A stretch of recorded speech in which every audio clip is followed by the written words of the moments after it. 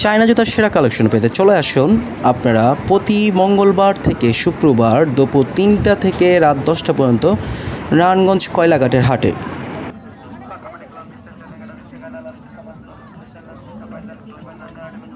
এখানে আপনারা পাবেন বিভিন্ন চাইনিজ জুতা, বাংলা জুতাও এখানে বিক্রি করা হয়। বিভিন্ন ট্রেন্ডি জুতা যেটা আপনারা অনলাইনে বিভিন্নভাবে দেখতে পারেন, সেই জুতা খুবই কম মূল্যে এখানে আপনারা এসে এই হাট থেকে কিনতে পারেন।